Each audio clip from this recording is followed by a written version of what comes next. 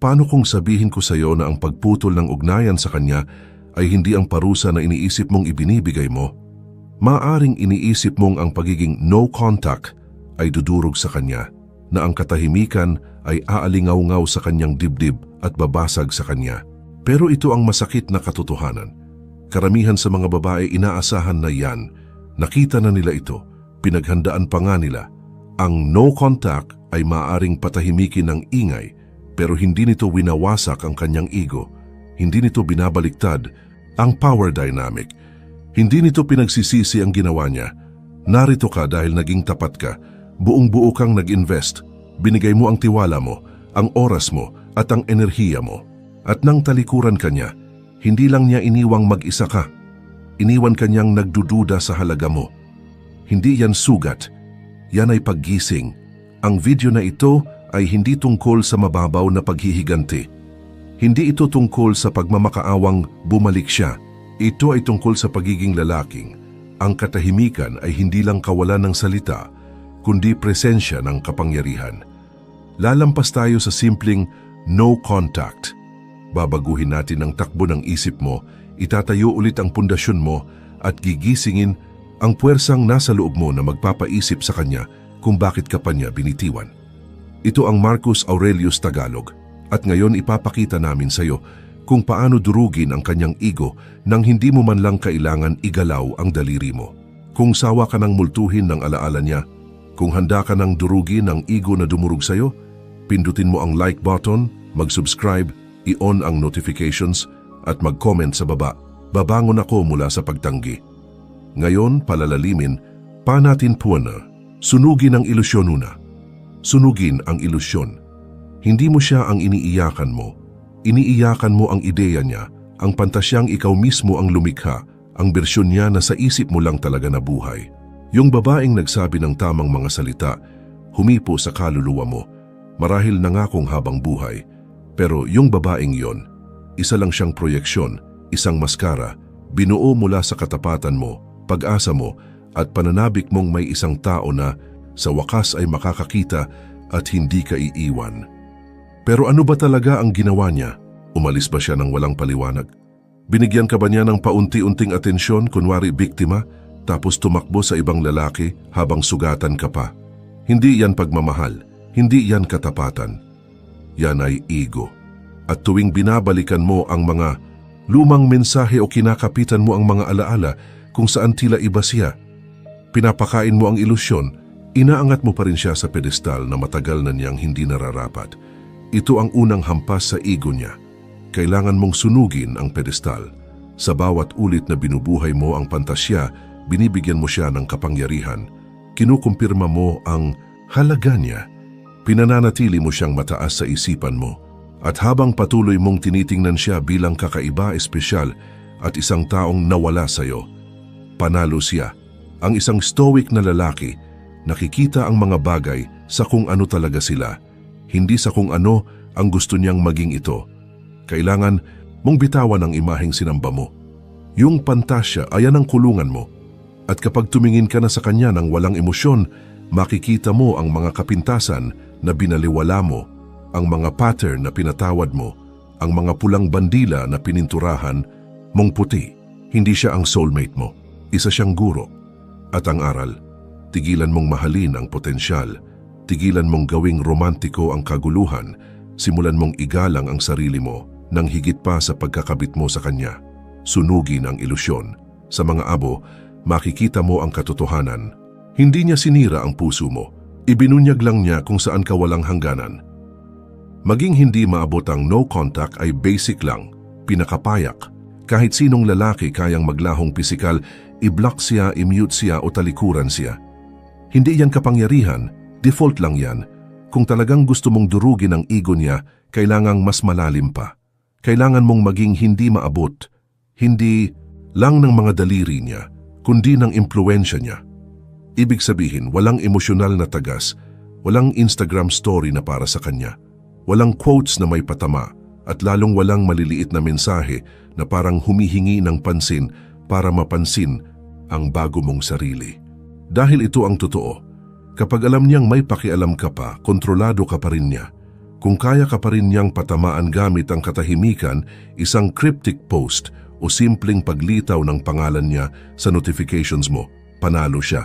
At ang isang stoic na lalaki, hindi naglalaro para matalo. Para maging hindi maabot, kailangan mong itigil ang pag-react at simulan ang pag-master ng detachment. Hindi ito pagiging malamig, ito ay pagiging kontrolado. Hindi mo siya tinitingnan sa social media. Hindi ka nagtatanong sa mga kaibigan kung kumusta na siya. Hindi mo siya pinapaupahan ng libre sa utak mo. Binabawi mo ang iyong panloob na kuta dahil yon ang sinusubukan niyang pasukin. Hindi ang telepono mo, hindi ang bahay mo, kundi ang katahimikan mo't kapayapaan. Tandaan mo ito, ang mga babaeng sanay sa atensyon, ayaw sa kawalang pakialam. Hinahanap nila ang reaksyon kahit negatibo. Pero ang katahimikang walang bakas ng emosyon, yun ang pahirap. Doon nagsisimula ang mga paano kung doon nababasag ang ego, hindi dahil naglaho ka, kundi dahil nawala ang pakialam mo. Ang pagiging hindi maabot ay nangangahulugang wala siyang alam sa nararamdaman mo, iniisip mo o plano mo. At yang misteryo, yan ang nakakaakit. Nagiging ikaw ang hindi niya maintindihan. Ikaw ang tanong sa utak niya na hindi niya masagot.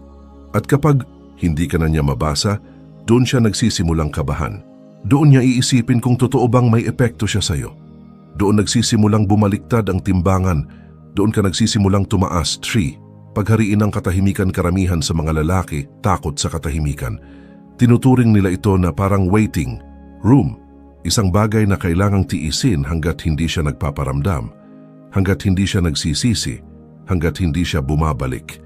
Pero ang ganong pag-iisip, kahinaan yan na nagpapanggap bilang pasensya. Kung gusto mong baliktarin ang kwento, hindi mo lang basta titiisin ang katahimikan, pag-aaralan mong pagharian ito. Gagawin mong ang void ay teritoryo mo. Ang isang stoic na lalaki, hindi iniiwasan ang kawalan, inaangkin niya ito. Ito ang sikreto, sa void nagsisimula ang tunay na pagbabago. Hindi sa gulo, hindi sa mga pagtatalo, at hindi sa peke o pilit na closure. Nasa katahimikan, sa kawalan ng distraksyon, ng dopamine, ng validation, doon mo makikilala ang tunay mong sarili. Yung bahagi mong sugatan pa rin, bahagi mong kailangang buuin muli, bahagi mong hindi kailanman tunay niyang naintindihan. At doon nakatago ang kapangyarihan. Dahil habang abala siya sa pag-distract sa sarili, sa paghahanap ng pansin, o pagpapanggap na hindi siya apektado, ikaw naman, lumalalim. Dinidisiplinang muli ang sarili. Nagiging mas matalas, mas malamig, mas nakatutok.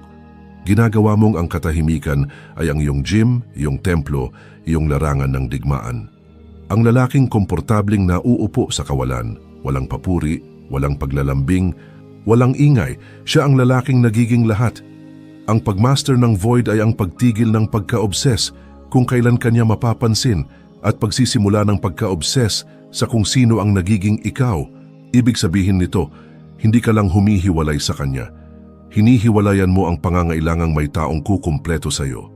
Nagbabago ang galaw mo, kumakaunti ang salita mo, lumalalim ang obserbasyon mo, tahimik kang nagtatayo, pero ang ingay ng resulta ay maririnig ng buong mundo. At mararamdaman niya ito, hindi sa text, hindi sa post, kundi sa pagkawala ng kahinaan mo, sa biglaang pagbago ng enerhiya kung saan hindi mo na siya hinahanap sa katahimikan dahil ginagamit mo na ang katahimikan para umangat.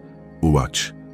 Ang epekto ng salamin, hindi mo nadudurog ang ego niya sa pamamagitan ng pagpapaliwanag. Ginagawa mo ito sa pagiging salamin, isang salamin na hindi niya matatakasan, na malinaw na ibinabalik sa kanya ang bawat desisyong ginawa niya ng walang habag. Karamihan sa mga lalaki naghahanap ng closure, gumagawa ng mahabang mensahe, ibinubuhos ang damdamin, sinusubukang ipaintindi sa kanya, pero hindi yan kapangyarihan, pagsuko yan.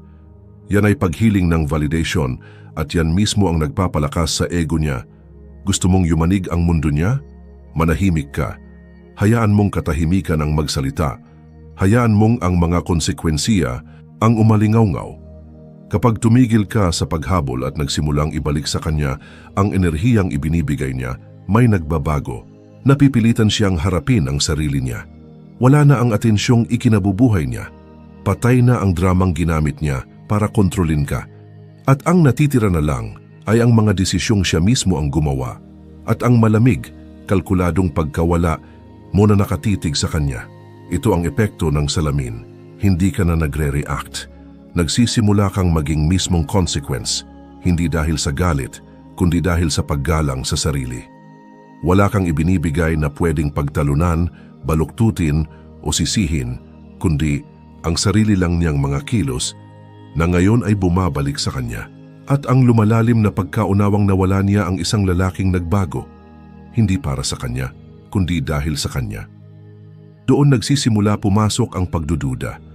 Doon nagsisimulang mabasag ang kumpiyansa niya. Dahil sa totoo lang, inaasahan niyang bibigay ka, magmamakaawa ka, maghihintay ka. Pero kapag hindi mo ginawa yon, kapag tahimik kang nag-evolve na wala nang pakialam kung mapansin ka pa niya, doon niya mararamdaman ang lahat, pagsisisi, pag-usisa, at kawalan ng kapanatagan. At ang pinakamatindi, hindi mo siya pinilit. Ibinigay mo lang sa kanya ang sarili niyang refleksyon. At yun ang hindi niya kayang harapin. To'y santyang bawiin. Lahat ng pagpapatunay ang ego, nabubuhay sa atensyon, nabubuhay sa papuri, reaksyon, selos. Anumang senyales na may pakialam ka pa, kaya kahit matapos kanyang iwan, maaaring patuloy pa rin siyang umiikot sa paligid mo. Isang like, dito, isang bigla ang pag-view ng story, isang kamusta ka na text. Huwag kagatin ang pain. Hindi ito lambing, ito ay pag-aalaga sa ego niya. Hindi siya nagtatanong ng, mahal mo pa ba ako? Ang tanong niya ay, kontrolado pa rin ba kita? Diyan, natatalo ang karamihan sa mga lalaki. Pinapatunayan pa rin nila ang halaga ng babae kahit tahimik na. Nagpo-post ng thirst traps para mapansin. Sobra-sobrang paliwanag kung bakit tapos na sila. Patagong nangaasar sa post, iniisip na masasaktan siya. Pero bawat galaw na yon ay patunay na mahalaga pa rin siya. Gusto mong durugin ang ego niya, patayin ang supply. Bawiin ang lahat ng pagpapatunay, hindi dahil sa galit kundi sa kawalang pakialam. Ang stoic na lalaki, naiintindihan na ang atensyon ay pera. Bawat like, bawat sulya, bawat emosyonal na reaksyon ay bayad. At ubos na ang balanse niya. Hindi mo siya kailangang bigyan ng closure. Hindi mo siya kailangang sabihan ng glow up mo. Ang katahimikan at tagumpay mo ay sapat na sa sarili nila. Hindi ka nagpo-post para patunayan ang kahit ano. Kumikilos ka bilang lalaking alam ang halaga ng oras niya at hindi ito sinasayang sa mga paalala. Dito nagsisimulang magutom ang ego niya. Kapag na-realize niyang ang paglago mo ay hindi palabas, kundi realidad, at wala siya sa audience, hindi mo layuning magselos siya. Tapos ka na lang talagang mamigay ng enerhiya na parang libreng sample sa mall. Gusto niyang lumayo? Bigyan mo siya ng malamig at walang lamang katahimikan ng pagiging limot. At habang lalo kang lumalalim sa tahimik mong kapangyarihan, lalo ring nababasag ang ego niya. Dahil ano ang mas masakit kaysa sa galit? Walang pakialam. Kapag nakita niyang ni hindi mo na alintana kung pinapanood ka pa niya, doon siya tinatamaan. Hindi na siya ang sentro ng universo mo. Hindi na nga siya pangalan na binabanggit mo. Gawing lakas ang sakitang sakit na dala mo. Hindi yan sumpa. Yan ay hilaw na materyales. May dalawang pagpipilian ka. Hayaang kainin ka nito mula sa loob o tunawin mo ito at pandayin ang isang bagay na hindi kayang sirain. Maraming lalaki ang nananatili sa guho.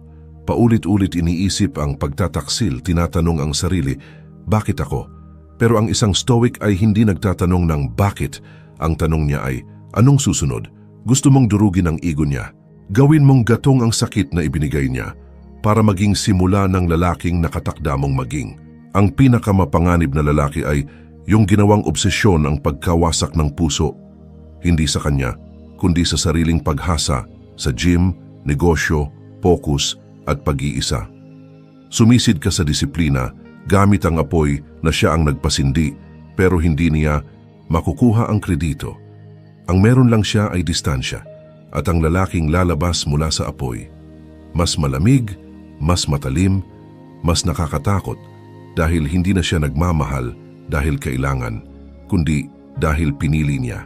Ang transmutation ay tungkol sa pagpapakita sa kanya na hindi kanya winasak, ginawa kaniyang mas matibay. Hindi dahil sinadya niya, kundi dahil hindi mo hinayaang manalo ang sakit. Kinuha mo ang bawat insulto, bawat kasinungalingan, bawat pananahimik at ginamit mo ito. Bumuhat ka ng mas mabigat. Kumilos kang mas matalino.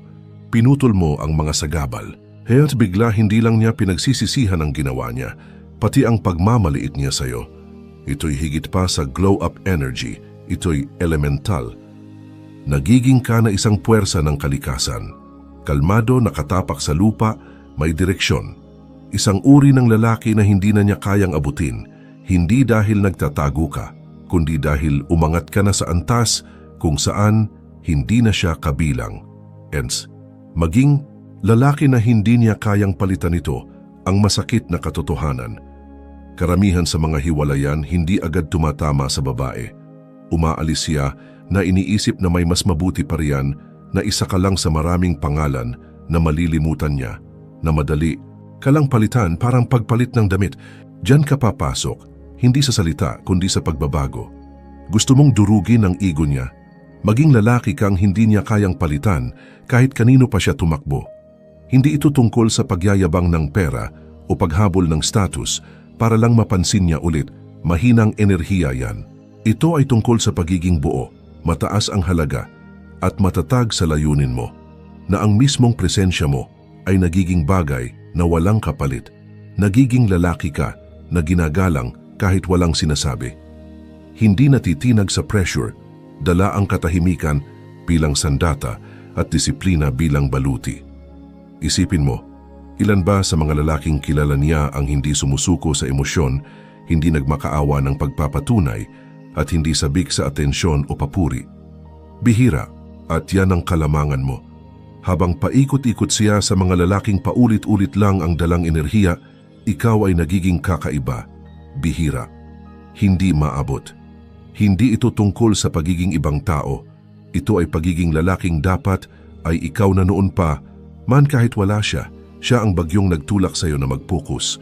At ngayon sa tuwing mag-scroll siya, sa tuwing maririnig ang pangalan mo, sa tuwing makikita ang pag-angat mo, tatama sa kanya. Hindi lang siya nawala ng nobyo, nawala sa kanya ang isang presensyang minsan lang sa buhay. At ikaw, tuloy ka lang, hindi ka nagyayabang. Hindi ka nagpo-post ng pahugot para siya'y maintriga. Namumuhay ka ng buo, malaya at totoo, hanggang sa mismong pagkawala mo ay mas mabigat pa kaysa sa presensya mong dati.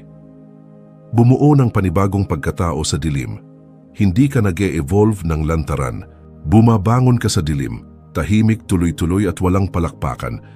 Doon nangyayari ang tunay na pagbabago, hindi sa comments, hindi sa feed, kundi sa anino ng katahimikan, kung kailan wala nang nakatingin at wala ka nang gustong patunayan. Kung gusto mong durugin ang ego niya, tigilan mong ipakita. Simulan mong maging taong kayang ikapanghinayang. Diyan madalas pumalpak ang mga lalaki. Gusto nilang mapansin ang pagbangon nila. Gusto nilang maramdaman ng babae ang pagsisisi sa real time. Kaya sila nagpo-post ng update, nagpapahiwatig, umaasang mapapansin. Pero di nila alam, umaarte pa rin sila. At ang pag-arte ay kahinaan. Hindi mo kailangang makita niyang nag-i-improve ka. Ang kailangan mo ay maging ganap na ibang tao na sa susunod na marinig niya ang pangalan mo, hindi na iyon ang lalaking iniwan niya. Ang isang stoic nagtatayo sa katahimikan, hindi para gumanti, kundi para muling mabuhay. Pinuputol mo ang mga sagabal. Nagtatayo ka ng bagong sistema. Nagiging disiplinado ka sa tulog, kalusugan at layunin mo. At ginagawa mo ito ng walang inaasahang papuri. Dahil kapag ang pagkatao mo ay nakaugat na sa kung sino ka talaga at hindi sa kung sino ang gusto mong mapabilib, wala nang makakayanig sa iyo. At heto ang irony. Kapag tumigil ka sa pagsisikap na mapansin, doon ka nagsisimulang mapansin. Mararamdaman niya ang pagbabago, hindi sa posts mo, kundi sa pananahimik mo, sa mga kwento ng mutual friends, sa liwanag, mong galing sa katahimikan at pag-unlad. Hindi ka na niya makikilala. At yan mismo ang layunin, hindi ito paghihiganti lang, isa itong muling pagkabuhay. At sa panibagong kabanatang ito, hindi na siya kabilang, ngunit Nikes. Hayaan mo siyang manood mula. Sa malayo, hindi mo kailangang i-block siya. Hindi mo kailangang magtago. Hayaan mo siyang manood mula sa distansyang hindi na niya kayang tawirin. Diyan mas matindi ang tama. Hindi ito pagiging petty, ito'y pagiging kalkulado. Nakapagbuo ka na muli, nakakalas ka na, hindi ka na niya mararating. At ngayon, nandyan lang siya, nakatingin sa labas ng bagong buhay mo. At alam niyang wala na siyang puwang dito. Tandaan mo, hinahanap ng tao ang mga bagay na hindi na niya kayang kontrolin. Noong madali kang maabot, binalewala niya ang presensya mo. Pero ngayon, kailangan niyang harapin ang katotohanang iniwan niya, ang isang bagay na hindi na maibabalik. At dito, nagsisimulang kainin ng ego niya ang sarili nito. Hindi dahil may sinabi ka, hindi dahil sinubukan mong pagselosin siya, kundi dahil naging lalaki kang akala niya'y hindi mo kayang maging. Ang lalaking hindi na kailangang aprubahan para umangat. Ang susi rito, subtlety. Hindi ka nagyayabang. Hindi ka nagpo-post ng pa-cute. Hindi ka nagpaparinig. Kumikilos ka ng may lakas. I-post mo ang project na nilaunch mo. Hindi ang gym selfie na naghihintay ng reaction niya. Ibahagi mo ang mindset mo, kapayapaan at progreso. Hindi para mag-flex, kundi para manguna. Dahil ngayon para sa misyon ka nabubuhay, hindi para sa alaala niya, makikita niya ito. Siguro hindi ngayon, siguro hindi sa susunod na linggo, pero darating ang araw. I-scroll niya, maririnig niya, maiintriga siya. At kapag dumating yon, ibang klase na ang tama ng pananahimik mo. Hindi dahil wala ka na, kundi dahil kita niya kung sino ka na. At alam niyang hindi na siya bahagi ng ebolusyong yon. At ikaw, hindi ka humahabol, hindi ka kumokonekta, hindi ka nagre-react, tahimik kang sumusulong habang unti-unting gumuho ang ego niya sa rearview mirror.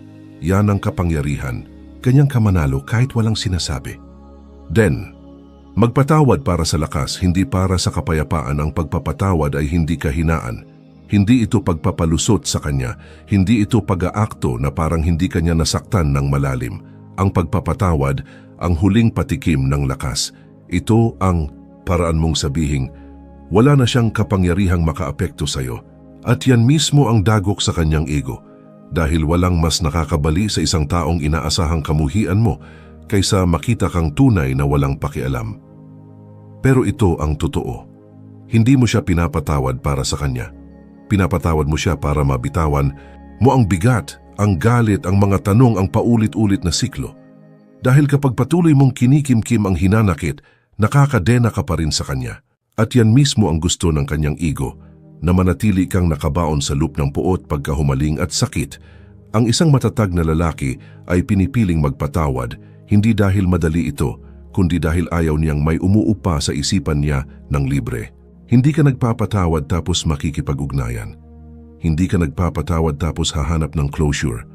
Pinapatawad mo siya at tahimik kang umaalis, matatag, buong buo at walang hinihinging paumanhin. Inaasahan niyang magtatanim ka ng galit. Inaasahan niyang magwawala ka. Inaasahan niyang kamuhian mo siya habang buhay. Pero kapag tinapunan mo siya ng biyaya, kapag pinakita mong tapos ka na, hindi dahil sa galit kundi dahil sa paglago, doon niya mararamdaman.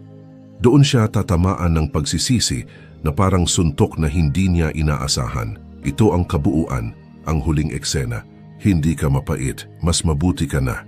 At ngayon hindi lang siya wala sa buhay mo, wala na rin siya sa isip mo. Ganyan ang tunay na pagbitaw, ganyan ang totoong paghilom. Bumangon ka, hindi para maghiganti, hindi para sa palakpakan, kundi dahil pinili mong hindi na hayaang basagin ka ulit ng kahit sino. Nakarating ka sa dulo. At malaking bagay na yon, hindi ka nandito para malugmok, hindi ka nandito para humabol. Nandito ka para bumangon, muling buuin ang sarili. At maging kung sino ka talaga. Hindi ito tungkol sa kanya, hindi talaga naging tungkol sa kanya. Tungkol ito sa iyo, sa pag-alala kung sino ka nga ba, kapag tumahimik na ang ingay at nahulog na ang mga maskara. Akala mo sapat na ang no contact, ngayon alam mo na ang tunay na hakbang ay maging untouchable. Kaya hayaan mo siyang magtaka, hayaan mo siyang mag-scroll, hayaan mo siyang malunod sa katahimikang ikaw ang may kontrol. Habang naglalaro siya, ikaw ay nagchichess. Habang naghahanap siya ng papuri, ikaw ay naghahanap ng kahulugan. At habang siya ay lumilingon, ikaw ay lumalakad paabante. hindi ito tungkol sa paghihiganti. Tungkol ito sa hindi na muling maging ganoon kakaliit at kahina-hinaing muli. Tungkol ito sa pagiging lalaki na hindi kailangang piliin dahil pinili na niya ang sarili niya. Ito ang panahon mo. Panahon ng katahimikan, focus at matibay na respeto sa sarili. Dalhin mo ito ng may disiplina, ipakita mo ito sa gawa at huwag mo nang hayaang ipagkamali ng kahit sino na ang access ay katumbas ng halaga. Hindi ka mapait. Hindi ka wasak, ipinanganak kang muli.